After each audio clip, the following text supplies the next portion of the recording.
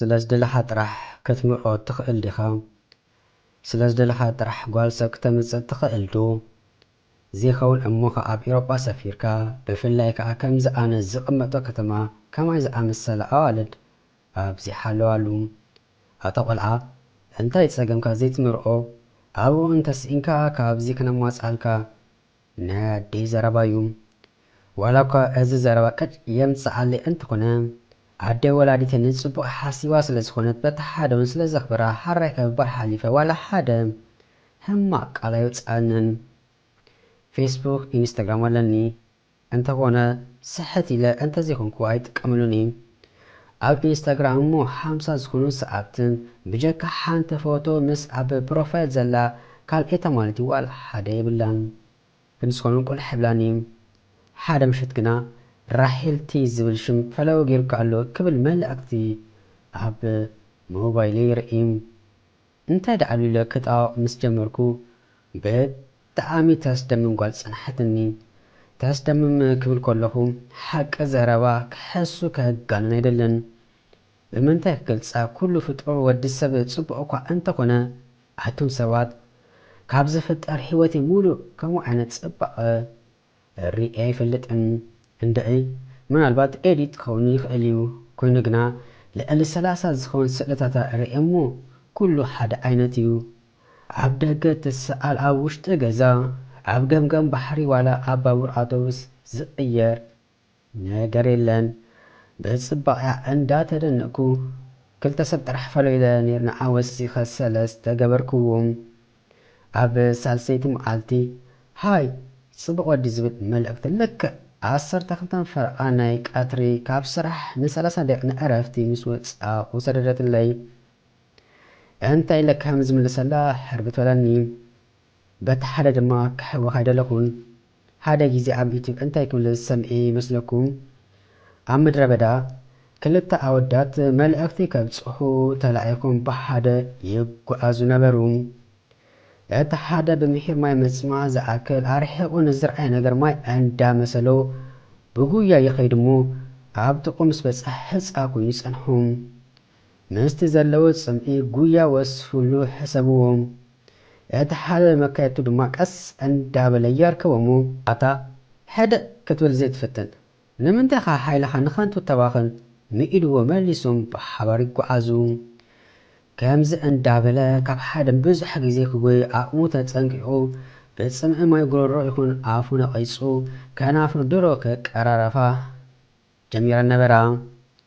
እቲ ዘሕዝን ግና መወዳእቱ ኣብ ጥቓ ማይ ዘሎ ቦታ ተቓሪቡ ክንሱ ክስጉም ዘይምኽኣሉ እዩ።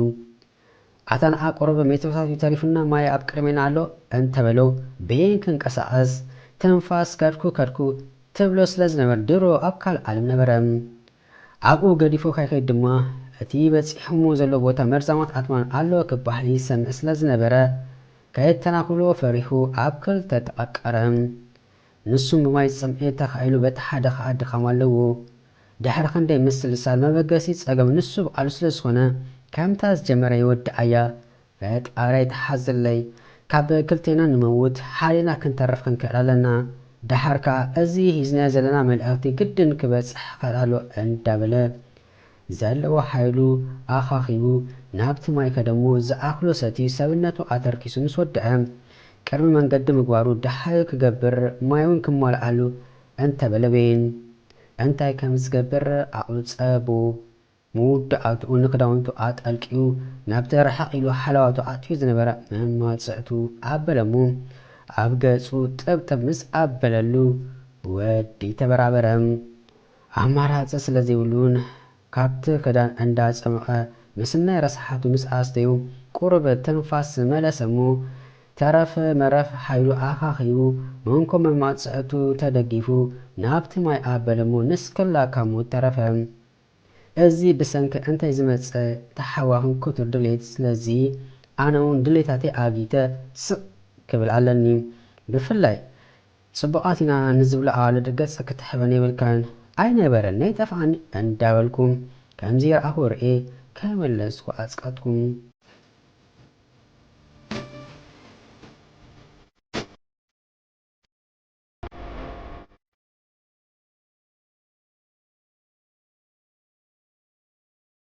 ሰዓት 11 ቅድሚ ፍርቂ ለይቲ መተሲ ኣላርም ክምላእ እንዳብል ከለኹም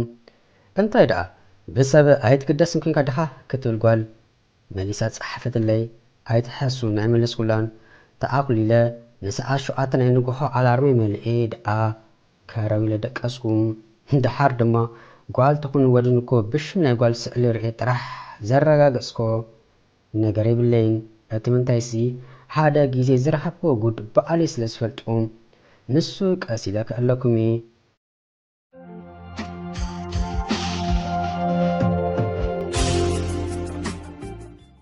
ንጽባሒቱ በጣም ኢለካ ኣለኹ ዝብል መልእኽቲ ጸንሐኒ ንኣይ መሓሸን እንዳበልኩ ምስ ነፍሰይ ተሓጻጺበ ቆሪሰ ናብ ስርሐያ በልኩም ካብዛ መዓልቲኞ ግዲ ተስፋ ቆሪጻ ኮይና ሃይ የለ ዋላ በጣም በቃሳ ኣይተገደስኩላን በዓላ መጽያ በዓላ ከይዳ ምሽ ምዜ ፈልጣ ብኣብዪ ከማን ምስ ስድራይ ተፈላለየ ኢለ ተንበልኩም ግና ድሕሪ ሰሙን ኣቢላ ትኸውን ኣታ ብሰብ ዘይትግደስ ምስ በለትኒ ሕጅስ ይኣኽላ ኢለ ስለ ዝሓሰብኩ ሃይ ከመይ ደሓንዶ ዝብል መልእኽቲ ሰደድኩላ ኣይገርመኩምን ከተማ ኣንስያ ምስለን ደልያ እሪኣታ ስቓይ ትብልን ስቕ ትፈልጥ ድኹም በቃ ስቕ ኮዩ ሰማይ ምድሪ ይላገብ ካይመለሰትለይ እሞ ኣይፅሕፈላን ይባል ኣፅቀትኩም ምዕንቲ ርእሱም በይንኻ እምበር ለሚለ ኣይነበረኒ ጠፍኣኒ ዋላ ሓደ ዝኸስሮ ነገር የብለይ ካልእ ሲትረፍ ግና ንክብረይ ክጭነቕ ኣለኒ ካብ ኮነ ከምቲ ሸለል ዝጋበስትኒ ሸለል እጋበስክዋ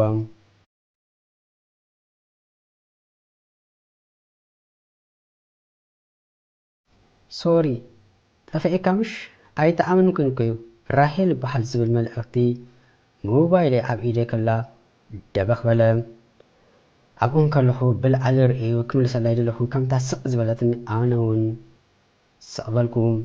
እንተኾነ ግና ከምናታ ተነቢቢ ዝብል መልእኽቲ ኣይረኣኹን እዚ ቀዳሚ ዝኮን ዘሎ ቀዳም ስለዘይሰርሕ ድማ ኣብ ገዛይ ነይረ ድሕሪ ፍርቂ ሰዓት ኮሬኻ ዲኻ ደኣ ዝብል መልእኽቲ መጽኣኒ ኣፍቃሪቲ ድኺ ዋላስ እንታይ ብዘይፈልጦ ሰብ ዝኹርዕ እንዳበልኩ ምስ ነፍሰይ ሃይ ከመይ እንታይ ክኮረይ ደኣ ኣይኮረኹን ፍጹም ይበሃል ምስ በልክዋ እሞ ፍጹም ሓወይ ሓደ ነገር ከሸግረካ ሓቀይ ኣብ ኤሮፓ ደኣ ዘለኻ ኣብ ኢንስታግራምካ ዘላ ፎቶ ናይ መኪና ታርጋ ርኤ ከምኡ ዝብል ዘለኹም ኣነ ዘስተባሃልኩላ መኪና ዳ ኣየነይቲ ኮይና እንዳበልኩ ንፎቶይ ክዕዘባ ድሕሪ ምጽናሕ ሓቃ ኣባያ እንዳበልኩ እዋ ሓቃ ክብል መለስኩላ ጽቡቕ እሞ ኣነ እውን ኣብ ኤሮፓ እንደ ዘለኹም እሞ 100 ዩሮ ደኣ ናብ ኣፍሪካ ዘይትሰደለይ ክንደይ ዘገርም ነገር ተሰምዕ ትርኢ እንድኻ ኣይከም ናይዚኣን ካብ መሬት ተስዒኻስ ንዘይትፈልጦ ሰብ ቅድሚ ምልላይኻ ከምዚ ዶ ይበሃል እዩ ኣብ ሓንጎለይ ንዕለቱ ዝተፈላለየ ሓሳብ መጽኣኒ እዛ ሰብ ወዲ እንተኾነትከ ከም ጓል ተመሲላ ኣብ ናይ ምትላል ምድንጋር ተዋፊራ እንተሓለወትከ ብጽባቐ ዓወናዊነ ንሰብ ግዳይ ትገብር እንተሓለወትከ ምስ ነፍሰይ ክዛረብ ክመራበር ንዓረስ ኣኽዋ ጸኒሓ የቕሬታ ፍጹም ሓወይ ዘይከውን ሓቲት ደ ዝብል ዝሰደደቱ መልእኽቲ ኣበራበረኒ ፈርቓን በር እንዳበልኩ ምስ ነፍሰይ እወ ደፋር ኢኸ ዝብል መልእኽቲ ሰደድኩም ድፍረት ምዃኑ ይርዳኣኒ ግና ክትሰደለይ ትኽእል ዶ ኣይሰደድናቲ ሰላምታ ካይወድኣናስ ጥረ ኢልካ ናብ ገንዘብ ዝተወድኣ ትመስል ኣተሓወይ ንቐድም ንምንታይ ደሊኸ ኢልካ ዘይተሓትት ኣተሓፍተይ ኣነ እውን ትወዲእኒ እንታይ ኣትውን ዝሓትት በቃ ይብለይ ድሕሪ ሕጂ ከይትፅሕፍለይ ዝብል መልእኽቲ ምስናይ ሕርቃን የሰደድኩም ብቕፅበት ደወለት ፀዊዓ እንዳሰምዐ ኩርዓኹ ተዓፅወት ናይ ሰብ ድፍረት ፍጹም ክርዳኣኒ ኣይከኣለን ቆርበስ ከም መጀመርታ ዘይትሸራሸረኒ ዘእምን ነገር ዘይትገብር ተቐዳዲምካስ ገንዘብ ሕጂ 100 ዝበለት ጽባሕ ንጎ ኣብ ፍቕራ ምስ ዝወድቕ ክትገሕጠኒ ገዝኡ ናይ ልባ ጌራ ዘዝሰርሓ ኮነ ኣከረክብ ማለት ድዩ ዘይኸውን ኣብ ህይወት ሙሉእ ከምዚ ኣጓል ኣጋጢማትን ኣይትፈልጥን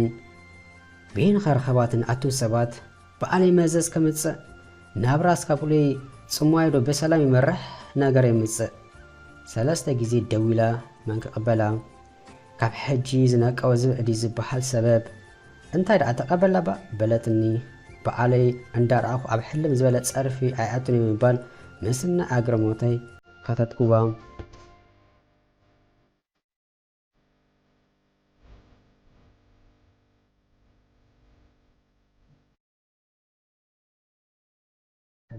ሰንበት ናይ ምሽት ግዳ ሓቀዶ ክነግረካ ንምንታይ ከም ዝበልኳ ዝብል መልእክቲ ተሰደደትለይ እንታይ ክትብል ዘይሰምዓኸ ምባል እንታይ ይበልክዎም እንታይ ድመስልካ ምስ መሓዙት ዓሲተ ኮይነሲ በቃ ስለደለይ እንታይ ትብል ከም ዘላ ዋላ ሓደ ስለዘይበርሓለይ ከተነፅረለይ ምስ ሓተትኩዋ ምስ መሓዙታ ተኣኪበን እንዳዕለላ ከለዋ ሓንደበት ንዝኾነ ሰብ ተላልያ ገንዘብ ሓቲታ ከም ትቕበል እንተዚኹን ግና ንክልተ ሰው መላእታ ቴሌፎና ክትንጠል ምዃና ሓበረትኒ ወይ ሰብ ደቃይ እንዳበልኩ ምስ ነብሰይ እሞ ኣነ ቴሌፎን ይመንጠል ኣይመንጠል እንታይ ገድሽኒ ድሓር ከዓ ንክልተ ሰው ብዘይ ቴሌፎን ክትፀንሒ ኣይትክእልን ደኺ ማለት ድዩ ዝብል መልእክቲ ሰደድኩ ክድውለልካ ዶ ክትብል ሓተተት ትኽእል ኢኺ ዝብል ቀጠልያ መብራህቲ ምስ ወላኣ ኩላ ሞባይል ኣልዕለን ክትብል ደሓይ ገበረት ፈጽሞ ሓወት ፀገመይ ተረዲእካ ክኸውን ተስፋ ገብር ምስ በለትኒ ሓቂ ዘረባ ዋላ ሓደ ዝርዳእ ፀገም ስለዘይረኣኹ ኣይተሓዝለይ ደኣ እምበር ሰማይ ምድሪ ይላገብ ንምንታይ እሳተ ገሞራ ዘይፍጠር መይትነደ ኣክሰደልክኒ ድሓር ድማ ሓቂ ክኾነ ሓሲኺ ብምንታይ ይፈልጥ ነዚ ተግባራትካ ስራሕ ኢልኪ ሂዝኪ እንታይ ኮንክኸ ኣድራጋ ሕቶ ዝነብኩላ ኣንተ ናይ ብልቢ እመነኒ ምእንቲ ክትኣምነን እንታይ ክገብር ምስ በለትኒ ብሓሰብ ድሕሪ ምፅንሐ እሞ ጥራሕ ነብስኺ ስእሊ ክስደድለይ ንሱ ዝከብደክ እንተኮይኑ ፍርቂ ዓጥፋትክ ግና እንዳተርኣዩ እዚ ሓሳብ ቤን ከም ዝመፃለይ እንዳይ ግዳ ሓቂ ክትሰድለይ ብሓቂ ስለ ዘለና ኣይኮነን ወይ ንዓጥፋታ ይኹን መላእ ኣካላታ ብሄጋ ይኹንኩን የግዳስ ኩነታታ ክፈልጥ ስለ ዝደለኹ ጥራሕ ነቲ ቴሌፎን ብቐፅበት ኣብ እዝኒ ኣፅፈቱም ከምዓ እንዳበልኩ ምስ ነብሲ ኣይተገደስኩላን ከም በዓል እዚአን እዚኣ ፉሳ ምስ መሓዙተይ ብቴሌፎን ዘይመሓዝ ኣትሒዛ ከዓ ትብለለይ እንታይ ሞ ሞባይል እንታይ ዝሓዝኪ ክትሞተ ደኺ ምዃን ኣብዚ ግዜ እዚ መን ኣሎ ብዘይ ሞባይል ንሓሙሽተ ከንቀሳቕስ ዝኽእል ከቢድ ንሳ ግዳይ ብቐደሙስ ኣቕማ ዘይትትሕዝ ሕጂ እንዴ ደኣ ገረም መዘናጊዕ ረኺበ ስመፅእ ምፃእ ኣይሰደለነይ ፍሉጥ እዩ ርግፀኛ እየ ብፅባቐ ተኣሚና ብድፍረት ከምኡ ኢላ ፅባቐ ብዘይ ኣርሕካ ምሕሳብ እሞ እንታይ ኣብስ ሽኮሪና ድሓር ከዓ ዕድላይ ገበርክን ኣብ ዘይኮን ሰብ ኣሊድኪ ቅድሚ ሕጂ ብፅባቐ ጌርክ ዘግ ዘበልኪ ኣወዳት ሕናኦም ክፈደሎም እዩ ኣካል 4 ነቲ ምስ ነፍሰይ ተረዳድኤ ጉዳይ ኣፀኽዎ ጓል በታ ኣብ እዝኒ ዝኣፀወታ ኣይተመለሰተንን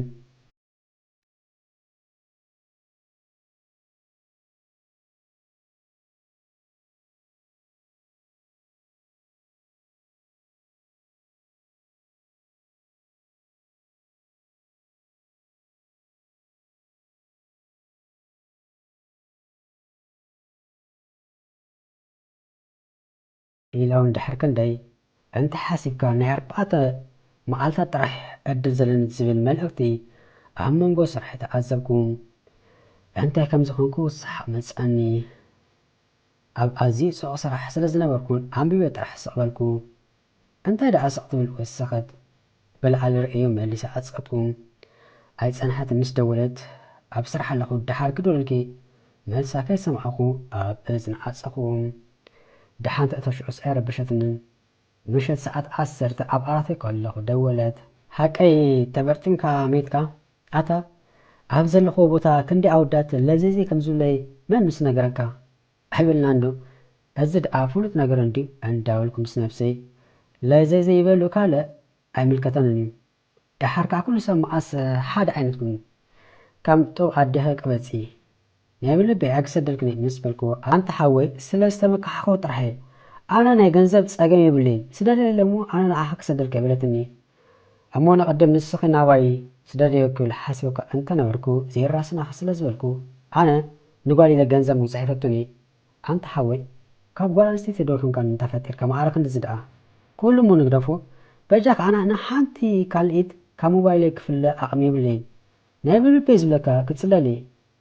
نفسي كحسب كترفو كهيزيا زعتو سلازي تحابرني دحركا كندي تدفريها طرح نفسك اسالي استلي قالت تبل مسبلتني سقاين دلخن قال زباح مسلا مش قالو هافتي هذا غزي نتدلي ነገር ንምርካብ መስዋዕቲ ምክፋል ዝባሃል ነገር ኣሎ ካብ ኮነ ንሓድኡ ትመርፂ ሞባይልክ ወይ ሰብነትኪ ጥራይ ሰደልካ ንበል ሹኸ እንታ ክገብርካ ጓለይ ስዒለኪ ናይ ብሓቂ ኸን ሓሲኽን ከረጋግፅ ስለዝደልኹ ብኻልኣይ ኮንኩ ምስ ኾነ ኣይትከሚ ኣይክሰደልክኒ ሕጂ ግና ክድቅስ ክዳፍን ንምባል ንሳ ከይደለይ ቴሌፎን ኣፅበጥበልኩም ሻሕ ጊዜ ትፀበቕ ዳኣ እምበር ሓቂ ዘረባ ዋላ ምስቲ ስዳይ ተመርዖ ገለመለ ዝብሉኒ ምሽ ኣሎ ሃርገፍ ከፍ ክብል ኣይደለኹን ወረ ዋላ ሓደ ኣብ ልዕሊኣ ንፍወስ መሓላ ተገዳስነት ኣይረኣኹን እንደ ምስቲ ናብራ ስካፕሉ ነዊሕ ዝገበርኩ ክኸውን ይኽእል እዩ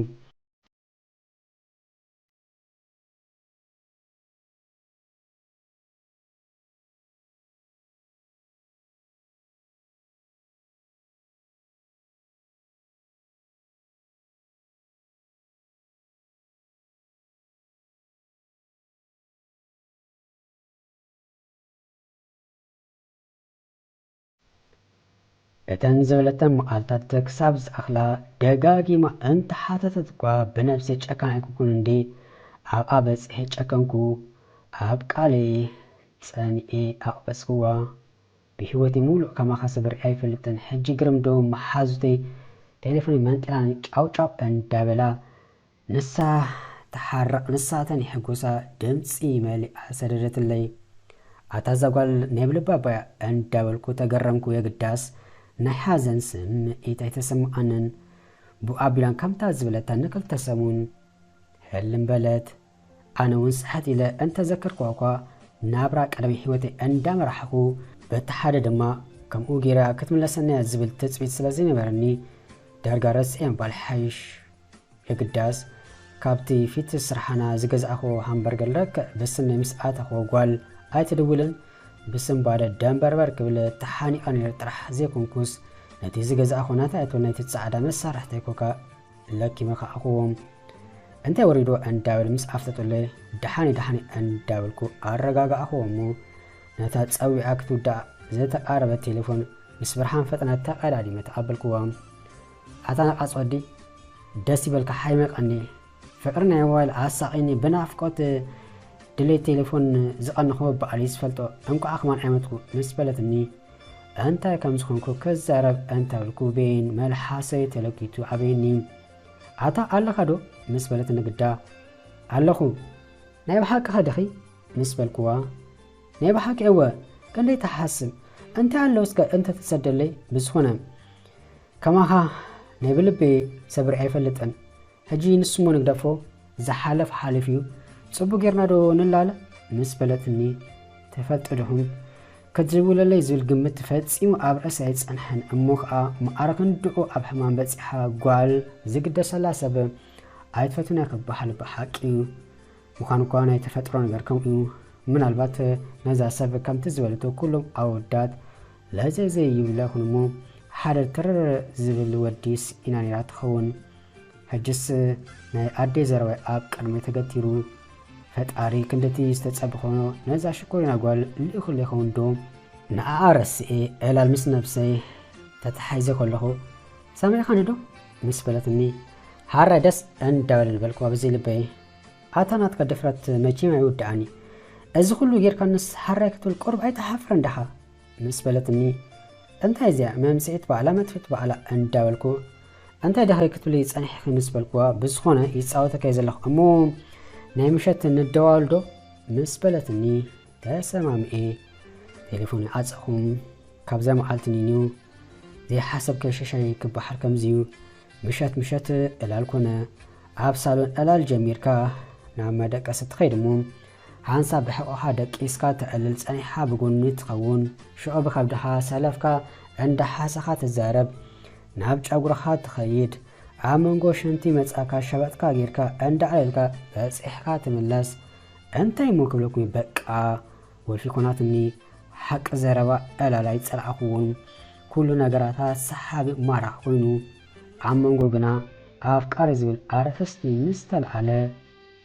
تنبلد أنت دعت ملكي مسحاتتكو أنت دوسيل كيلا أفكاري أيكونن كتحز بجيجا كان فرا مزخون ودي تلاقي وكم زي فلت بحيث أرزبالة بدنقلا كم زل حبرتني تلاقي زلا سلسبلكو ولا حدا كأمن تسقمكو أنت خونقنا نبل بي أندابلت بتات فتوى أدعى دقاقي ما محلت مزخلو تصبع دحنسكا دنقل موتخون بزي أفكارك صحجي كتسنح فتصيم موحات أبيني كاب إلالا كم استردعوه أيكونن كمتين أزوز لنا أموخ أب إربا سفيراك صحجي بزي والحدا نقر زي حسابلكم مودعاتو قنا أمن عيت أمن نسي تحقي صبق سلسخون كترح من كل نقر يصدق قيلكم دحركا حق زروا دليت الشحن ميتن قنا عندئي طلح زبلن دي زيرحكو كينا كالا زفق ايولين بحات سيرو نهزاي أفكار زبحالي بلي بزبل قال زرب أزازمت نزرب مسمع كل بي زي حاسوا نقر حيزو تقالك ألا كامزين أي تتصبز لكم سلستسم عني كي ترد عني حاقوس بحاقوس كونكم أنت خونقنا أنت أين السمئتي رد عني لن بقالي نكسأل سلازي دلي نتياب حنقول لك القلقاز جمرة فتوة قد إفا حاق حيقا كوت صوت وغايقهم فتسيمة تقال دي مكفتوة باللين أنت عينتا تصبب ديرا عابزي فلتكوا سب كود دريتا يكونن مسحلنا هاي موقت حاسكو دحاركا عن نقرات كأس أنداولو خدو كلو يزور حاني زخونتكم بزي قدسك حوا كايدلن بفلاي أبو والد سادف تفنبال ودكاتكا مقدام ترحيوم مسقوال بالطبع سلزي ولاون فتوتي سعر النقنا فهتسيما كانت ستبار ويبلين عبز بالله ما دمدمتا بتسيحي تاعول لدعا دكسكو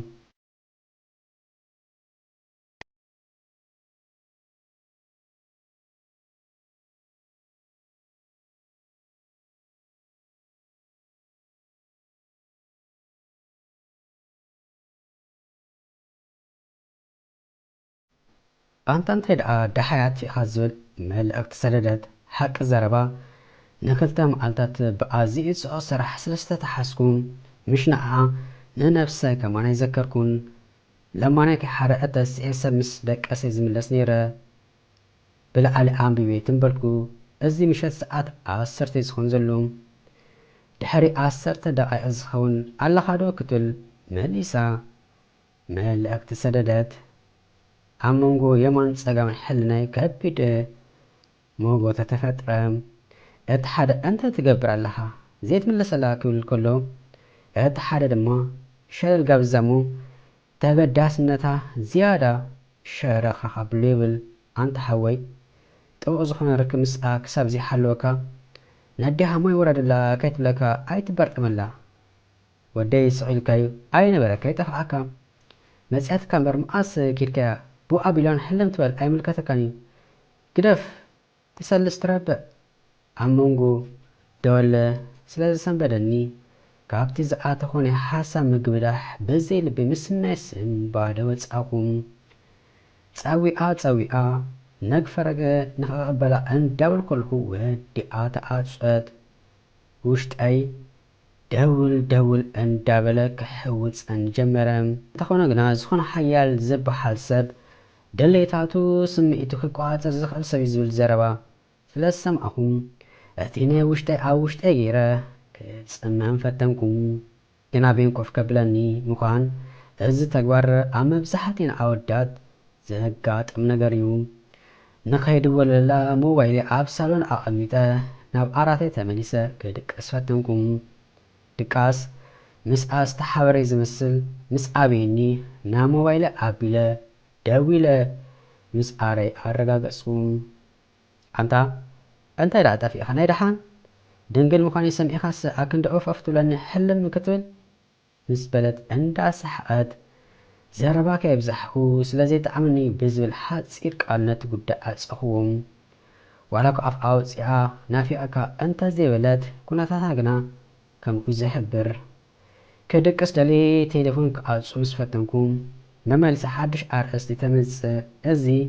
نعريت صبق ملكتي مبركة تاقد داس نتا يرئيس لسخونم مساحة كتزارو زيد اللقوال حاتصير تنسل كترح زيكونت زي نكتف الليكا أتمتي تبزحمو تقداديما شاتو بلكا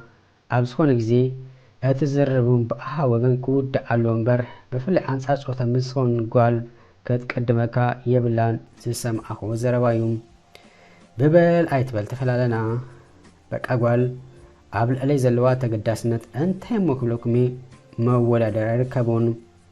عم عالتكاي دولتو إلى مال الزبتيو كم تكل جزي ألالات من عزناقايوم بتصموا ساقزنا بركو دقرم مت على الترحبكم كم تمجمرتا ازقمتكو أقوالي كونتن كاب كلو حنقول عباليحوم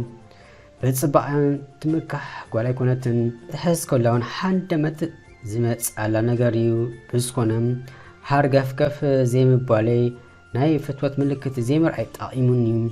ولكا مش قالو لبي كفتوة انت جمرة نقازع نفسي انت زيكونو نعاس بقيقا ناي فتوة زربا عاملي ايفلت ان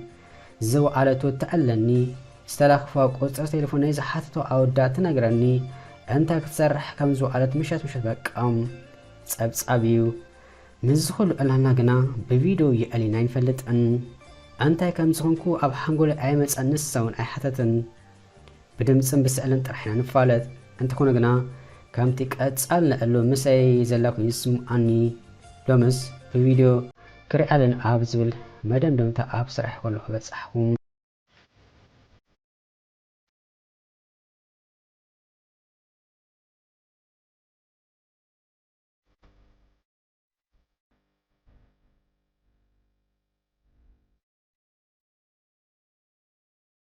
ساعات عصرتا نايمشات مسكونة ساعات حلاب على دولت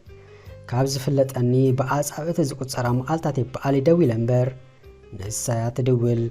سلامتا دحر من الوقت تخيلة نابحت بقاتي بفيديو كنقل نخل دينا كبلان تليفونك اتحاد ايكون انت دعلا قلا سلسة دعاي تتصبيش اسدول كنا تتصوى زقبل يلن بغزبت قال نقر كوران تفلت أني عتازا قال تراسنا ندازلا نسارح نمخانو تزارون زلا أنت بسألن بأكالن ببين قدي بزو حسابات كأم قاشا وهج نوشت أي على بفيديو كتقلل زي تقلل مكنات أنت دابلكو لألا أنت وتأركو قد دايون كنت سرى اللي مهير سلسترى بسكو زي أمني دول كنام مالسيلن انت يساقما إلا أب حسا كل خود دحر كندي دعاي خاون تليفوني دمس مس اسمعت بسم بعد نبقى قص مستقمت قوال بفيديو كدول رعاهم تقدا ديما قدمي حسا من الواطا تقبلكوا مجمرتاكوا اب فيديو حفر كم سخونت اندا نغرتني اتي من دغزا طرح تر النبرت انت على ودي اندابلكو مس اتبعوا خدا غصا كربقاهم بزر اخو نغرم بواب بلا تغرمكو نساي ولا حدا استقير نغر يلن اكواد امليسا كم صحي دامي اصبي امبر مستابس الز فلت اسب يقلل محلاوي احغسني امبركه بزح نغر سلسما سقا مسبلكس اتفلا معنس قال اسب كنا دايله مس نفسه كما غصنه مسبلكوا بصحه كرتن بلد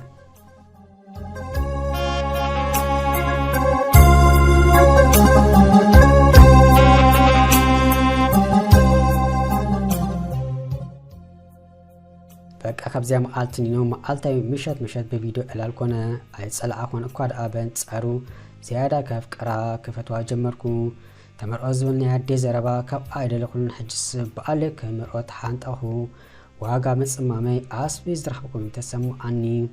كاب كله قدفو مصبقه اتحاسب امساي زخيركم رحيبيوم بفلا اب ايربا يكون اب قدم عالم اب دغاي صبقه كتدحبيل كان وشت اي صبقايو ربع زساغر وشت اي صبقايو ابتي تحاسبو تازب صحكا نمنتش حغزي نفع سرحتنيا زيت خون غنا اغرها كاتو بنغر تقبل كسبيت اب غزا انت صحيح حسبهم دخم الكا غزا እንዳው አለት ምስ ሞባይላ ክትቃለስ መግቢ አውኢኻ ብላ ክትብለካ ከላ ገምትዎም ምስ ትፈትዎም ስድራ ቤትካ ይኣርትኻ ኣይተቃቢላ ከተረሓቐካ ከላ ነስድራይ ጥራሕ ቀጻሊ ገንዘብ ስደድ ክትብለካ ከላ ኣትኻ ወፃኻ በነጋር ክትቀበለካ ከላ ምስቲ ኩሉ ጻቕጥ ተደማሚሩ ሕሰብዎም እዚ ኣግና ከምኡ ኣይትመስለን እንደኣኻ እምበር በኣካል ምስ ተራኽብና ዝያዳ ትርአት ትኸውን እምበር ብሓፈሻ ክሪኣ ከለኹና ተዕጽግበኒ ቀጫዲ ዝበሃል ዝኣገብኩ ዝመስል ኣብዚ ክለዓል ዝግብኦ ግና ከምቲ ኣነ ዝፈትዋ ተፈትወኒ ድዩ ዝብል ሕቶ እዩ መቼም ብሓደ ኢድካ ኣይተጠቃዕኒኻ ኣነ ስለ ዝፈትኹ ጥራሕ ንሳ ትፈትወኒ ማለት ኣይኮነን ኣብ ኮነ ከም ትፈትወኒ ብከመይ ከረጋግጽ ኣለኒ ቀድሚ ኣበ ምጽኣይ ኣብ ዝብል ሓሳብ ኣተኹም ዝተፈላለዩ ጽሑፋቱን ኣንበብኩ ኣብ ዩቲዩብ ዝልዎ ነገራት ሰምዓኹ ኣብ መወዳእታ በቲ ሰምዓኹ መሰረት ወይ ዘንበብኩ ክፍትኖ ወሰንኩ ኮይኑን ኣብ ልዕለይ ዘለዋ ርድኢት ንክፈልጥ ሓገዘኒ ጓል ከምቲ ኣነ ዝፈትዋ ከም ትፈትወኒ ተስኣሚታዊት እንትኾን ኣረጋግጽኩም ካብ ዝተረፈ ናተይ ስራሕ ጥራሕ ተሪፉ ምሕታት መዓልቲ መሪፀ ኣብ መንጎ ዕላል ከም ዝፈትኻ ንቁም ነገር ከም ዝደልየ ሓበርክዎም ቀልጢፋ ኣይተቐበለትን እጥሚጢ ኣብዚ ሓንሶም መልእታ ካባይ ተሰዊራ መወዳእትኡ ብስራት ሂዛት ለመፀት ምስ ሕጂ ገና ትሽኡ ኣይሰደልክኒ ክትብለኒ ከለኻ ኣብ ልቢ ኣቲኻ ከምቲ ዘፍቀርካኒ የፍቅረከ ይፈተውከ ክትብል መለሰትለይ ሓጎሰይ ምቁጻር ሰኣንኩ ንዕለቱ ከምሉል ኣንጸባረኩ በቃ ፈንጭሕ ሕጉስ በልኩ መወዳእትኡን ጻማ ተጽቢት የረኸብኩ ነዛ ሽኮሪና በዓላ ጣቢቓ ዝመጸት ንጓል ንሓላለይ ወነንኩዋ ዝኾነ ነገር ዘጋጠብ ብምክንያት ስለ ዝኾነ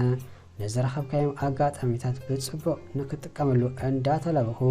ከምዝናተዩን ኣስፊያ ተሓስብ ክትፈጥረልኩም እንዳተመነኹ በዚ ዛንታ ሕይወተይ ክዛዝም